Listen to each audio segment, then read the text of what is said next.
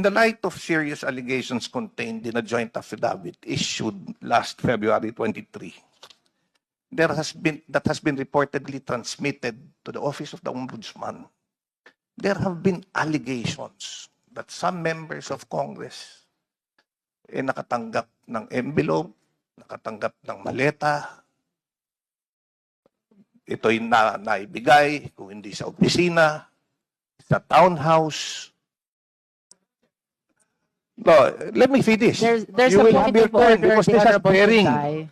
This is not an allusion Order. to prejudge the veracity of the allegations. Honorable Suntay, there is a point of order. This is also a And point that of order, enjoys the Madam highest Chair. hierarchy among all the What is motions. the relevancy of this speech? No. to the determination of sufficiency in form? Madam Chair,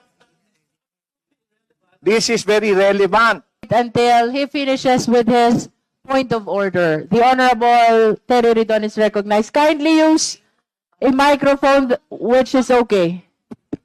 Madam Chair, the speech of our distinguished colleague is absolutely relevant to the question of sufficiency of form and substance in the matter. And more importantly, my understanding of what he's stating today is that he's probably accusing members of Congress, members of the House Committee on Justice, as receiving payments for the implementation of our mandate in the impeachment proceeding. So, which is which, Madam Chair? So I think his speech is out of order and this should be decided promptly by the committee.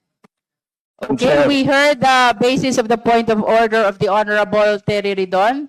Now we shall hear the answer of the Honorable Suntay. Yes, Madam Chair. Ang problema sa Kindly kaibigan ko, justify the relevance of your He is statement to the jumping the current gun. impeachment proceedings. he is jumping the gun. This is actually relevant not only in the determination of form and substance. This is relevant in the impartiality, in determining the impartiality of this hearing, which is very important. Madam Chair, this is not an accusation. Kaya nga, kung hinintay lang ako patapusin, ewan ko, bakit naman yung aking kaibigan, naggagalaiti ka agad at concern na concern. You know, if we have nothing to hear, then we just listen. If we are not being alluded, why are we so guilty? So let me finish.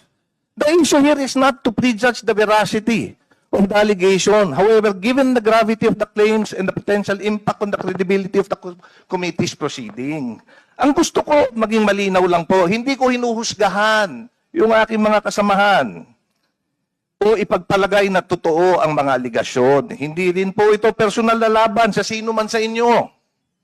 Sa katunayan, ang layunin ko ay kabaligtaran upang protektahan ang bawat isa sa inyo. Mabigyan, kasi may listahan na nilalabas eh. Ang gusto ko po sa ganitong pagkakataon, Madam Chair, naniniwala ako na mas mabuti na tayo mismo ang magharap at maglinaw ng issue. Kaya kaysa maging bulong-bulungan pa ito. Bigyan natin ng pagkakataon bawat membro ng committee. Pagkakataon mismo na mag-assess ng kanilang sitwasyon.